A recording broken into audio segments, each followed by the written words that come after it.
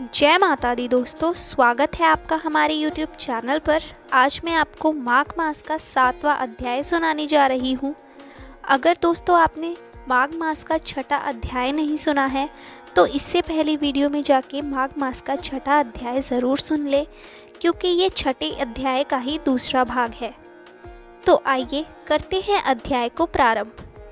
चित्रगुप्त ने उन दोनों के कर्मों की आलोचना करके दूतों से कहा कि बड़े भाई कुंडल को घोर नरक में डालो और दूसरे भाई विकुंडल को स्वर्ग में ले जाओ, जहाँ उत्तम भोग है।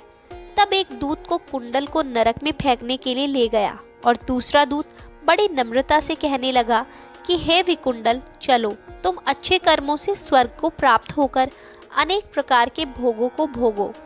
तब विकुंडल बड़े विस्मय के साथ मन में संशय धार कर दूत से कहने लगा कि हे यमदूत, मेरे मन में बड़ी भारी शंका उत्पन्न हो गई है, अतएव मैं तुमसे कुछ पूछता हूँ, कृपा कर मेरे प्रश्नों का उत्तर दो।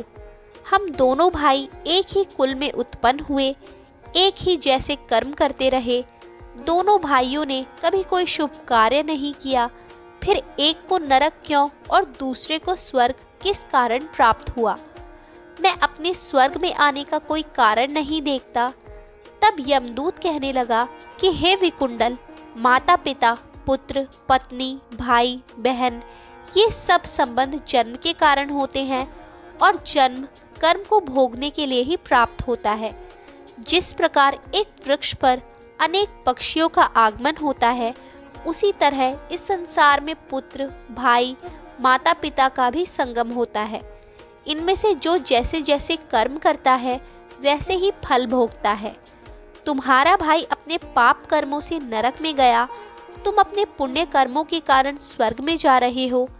तब विकुंडल ने आश्चर्य से पूछा कि मैंने तो आजन्म कोई धर्म का कार्य नहीं किया, सदैव पापों में ही लगा रहा। मैं अपने पुण्य के कर्म को नहीं जानता। यदि तुम मेरे पुण्य के कर्म को जानते हो तो कृपा करके बताइए।